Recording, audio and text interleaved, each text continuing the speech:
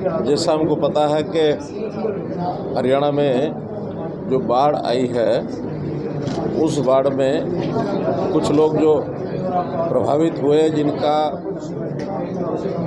देहांत हो गया, जिनकी मृत्यु हो गई, ऐसे परिवारों के जो लोग हैं, जो उनके ऊपर डिपेंडेंट्स हैं, उनको उसकी जो एक राशि, क्लेम राशि जिसको कह सकते हैं या जिसको एक मुआवजा कह सकते हैं, वो हमने हरियाणा में आज बांट दिया है।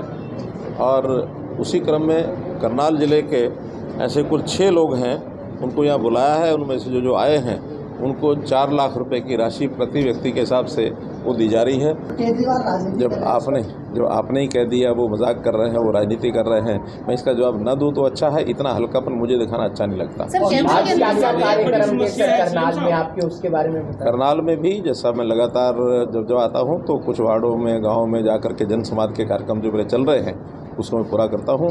आज 18 कार्यक्रम हो चुके हैं कुल गाँव के, और जो वार्डों के हैं 26 में से 8 कार्यक्रम बचे हैं, वो अगले 2-3 बार आके मैं समस्या आई है किसानों की कि इंद्री बेल्ट के ऊपर किसानों के खेतों में रेता काफी जम गया सर। वो खेती करने में बड़ी दिक्कत आएगी और उनको बड़ी उम्मीद है कि हमारी जो आपकी सरकार है वो जल्दी समाधान करेगी सर।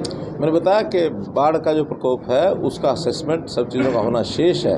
अभी तो अपने आप लोग जो असेसमेंट कर रहे, यानी पोर्टल पर भर रहे हैं, फिर हमारे डिप्टी कमिश्नर जो कमेटियाँ बनी हैं वो उसका असेसमेंट करेंगे और जो उनकी ओर से हमें फाइनल रिपोर्ट मिलेगी उसके हिसाब से उनका सबका मुआवजा दिया जाएगा। सर, आप लंबे समय से राजनीति कर रही हैं, आप लंबे समय से राजनीति कर रही हैं। एक तरफ भूपेंद्र सिंह हुड्डा विपक्ष आपके समक्ष चला रहे हैं, बाकी 3 नेता क्रम चला रहे हैं, तो इसको आप किस नज़रिए से देखते हैं? वो राजनीति कर रहे हैं, राजनीति के तौर पर चला रहे हैं। हम जन सेवा के नाते जन संवाद के कार्यक्रम में जाकर लोगों से उनकी तकलीफें पूछते हैं, जो हमने किया है वो बताते हैं, जो करना और आवश्यक है वो उनसे पूछ करके तुरंत उस पर करते हैं काम। आज भी जैसे मैं 2 वार्डों में होकर के आया हूँ तो लोगों ने जो अपनी समस्याएं बताई हैं, आज सुबह मेरी सभी पार्षदों के साथ भी मीटिंग थी, आपने देखा ही है।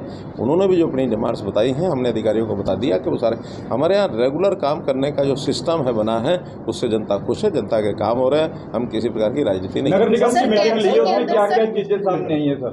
नगर निगम की मीटिंग में लोगों ने अपने, यानी पार्षदों ने जो काम बताए हैं वार्डों के, वो भी हमने नोट किए हैं, आगे बताए गए हैं। और ख़ास करके जो प्रॉपर्टी आईडी और जो अप्रूव्ड अनअप्रूव्ड कॉलोनीज़, इसका विषय है, वो अधिकारियों ने ठीक से सबको बताया है और उस पर काम चल रहा है। बहुत जल्दी ये सारे काम पूरे होंगे।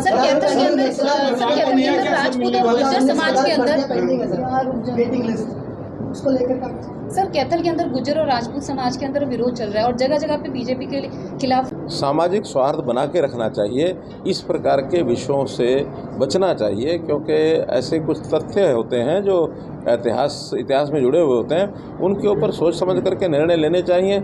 ये जो महापुरुषों के नाम को लेकर के और खींचतान बनती है कि वो महापुरुष हमारा है, वो महापुरुष हमारा है, वास्तव में महापुरुष की कोई जाति नहीं होती है। महापुरुषों को तो जितने ज़्यादा लोग उनके प्रति श्रद्धा अपनी दिखाएं उतना अच्छा होता है। तो मेरी तो अपील यही है कि आप उसमें सौहार्दपूर्वक वातावरण बना करके और इन चीज़ों के ऊपर कोई ना कोई समाधान वो निकालें। हिंदू सम्राट लिखने की बात की गई थी, हिंदू सम्राट लिखने की बात की गई थी, लेकिन अब वो अलग अलग तरीके से सबकी अपनी राय है। कोई कहता है कि इनको हिंदू सम्राट लिखें, किसी ने कहा कि इसमें क्षत्रिय राजा लिखें, किसी ने राजपूत, किसी ने गुर्जर सम्राट की बात कही है।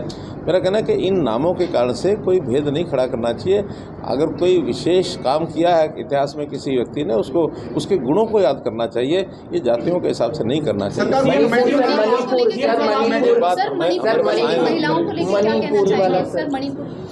बहुत निंदनीय मैं कहता हूँ ये घटना है कि जिस प्रकार का ये सारा बंगाल में महिलाओं को जिस प्रकार से, यानी उनको निर्वस्त्र कर करके घुमाया गया है, ये घटना जिसको कहना चाहिए जितनी निंदा की जाए उतनी अच्छी, उतनी ज़्यादा। बाहर से जो पीड़ित होते हैं उनको बहुत जल्दी राहत दी गई है सर। देखिए, जैसा मैं बार बार कह रहा हूँ कि टेक्नोलॉजी, इसका बहुत बड़ा उपयोग हमको हुआ है और उस टेक्नोलॉजी के कारण से आज हमारे पास हर परिवार का एक डाटा, परिवार पहचान पत्र का, वो हमारे पास है। और आज वेरीफाई करने में देर नहीं लगती है। किसी भी व्यक्ति का कोई क्लेम होता है, कोई उसको मुआवजा देना होता है, चाहे वो किसी के किसान का भी होता है, तो आज सारी चीज़ें ऑनलाइन उपलब्ध हैं। कोई आदमी भरता है उसको तुरंत वेरीफाई करते हैं, और सिर्फ वेरीफाई करना होता है और क्या करना होता है, बजाय उसको हम लटका के रखें। वेरीफाई हुआ और तुरंत उसको मुआवजा दे दिया, ये हमारी सरकार का एक इकबाल है, इसको बराबर बनाए रखेंगे। और मैं तो इसके साथ जो और विषय आज आपके सामने रखने हैं कि कल मैं सिरसा और फतेहाबाद 2 जिलों में गया था। हवाई सर्वे के नाते से मैंने देखा फतेहाबाद ज़िले में पानी काफ़ी गांव में अभी भी फैला हुआ है, सिरसा जिला में काफ़ी कंट्रोल हुआ है, लेकिन राजस्थान की ओर पानी जो जाने की गति है वो अभी और सुधार की आवश्यकता है, ताकि पीछे का पानी निकल कर के आगे बढ़े।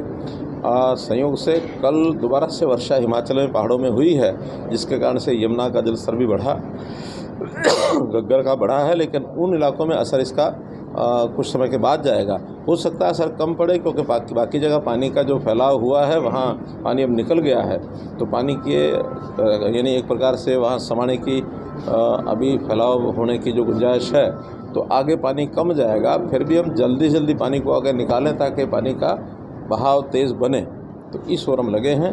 जहाँ तक कोई भी नुकसान है उसके मुआवजे के लिए हमने पोर्टल अपना खोल दिया है, क्षतिपूर्ति, उसमें किसानों के लिए भी, और उसमें आज से अन्य कोई नुकसान है उनके लिए भी, हर प्रकार का, और उसको वेरीफाई करेंगे। 7 दिन में वेरीफाई होगा, और 7 दिन के बाद वेरीफाई के बाद इसी प्रकार जैसे आज आपके सामने मुआवजा हम दे रहे हैं, ऐसे मुआवजे बाकी भी लोगों को जो प्रभावित हैं उनको दे दिया जाएगा। कितने लोग हैं? अभी 35 लोगों की कंफर्म हमारे पास जानकारी है, जिनको आज जो है ये राशि बांटी गई है। पूरे हरियाणा में बांटी गई सर? पूरे हरियाणा में 8 जिलों में ये संख्या रही है। जैसे 6 संख्या यहाँ की है, 8 संख्या अम्बाला की है, अलग अलग जिलों की है, कहीं 2, कहीं 4, कहीं 3, तो सब जिलों को आज जो है उनको एक प्रकार का टोकन जो है, कहीं चेक के माध्यम से, कहीं पत्र के माध्यम से पैसा सीधा RTGS से उनके खाते में जाएगा। सर भूपेंद्र सिंह हुड्डा का कहना है कि 40,000 रुपये प्रति एकड़ मिलना चाहिए और इस पोर्टल में किसानों को न फंसाया जाए। देखिए, जो चीज़ आप अभी थोड़ी देर पहले पूछ रहे थे कि कितना जल्दी आप दे देते हैं, वो कैसे संभव है, वो इस पोर्टल के द्वारा ही संभव है। और इस पोर्टल का अगर वो विरोध करते रहेंगे तो जनता उनको सबक सिखा देगी, क्योंकि इन पोर्टल्स का बहुत बड़ा लाभ जनता को दिख रहा है। 100 के लगभग पोर्टल हैं, एक नहीं है। जो हालांकि IT का काम आज से 25 साल पहले शुरू हो चुका था, लेकिन ये लोग IT के समय में बिल्कुल इसको इम्प्लीमेंट करने के लिए अपनी सरकार के समय प्रायः शून्य रहे हैं। हमने आने के बाद उसके सारा उपयोग किया है, और जो लाभ उनको हो सकते हैं वो दिलाए हैं। हाँ, सावधानी की बात एक और भी है। अभी 3 दिन पहले ही हमने एक कार्यक्रम किया है, साइबर क्राइम, जो G20 के अंदर हमारे MHA के माध्यम से एक वहाँ कार्यक्रम किया गया था, वहाँ प्रदर्शनी भी लगाई गई थी, और साइबर क्राइम के ऊपर भी चेक करने के लिए पिछले दिनों में पुराना में बड़ी एक ऑपरेशन किया। 5,000 लोग एक ही रात में 24 घंटे में 14 गांव के अंदर हमने छापे लगाए, और ऐसे लोग जो बालक हैं, स्कूल में जाने वाले, बल्कि ड्रॉप आउट स्कूल गोइंग्स, ऐसे लोगों ने उस क्राइम करने को सीख लिया था। लगभग 100 करोड़ रुपए की, और जो उस ऑपरेशन के बाद रिकवरी तो नहीं कह सकता, लेकिन 100 करोड़ के केसेस वो उसमें निकले हैं, जिसकी रिकवरी होने की संभावना है।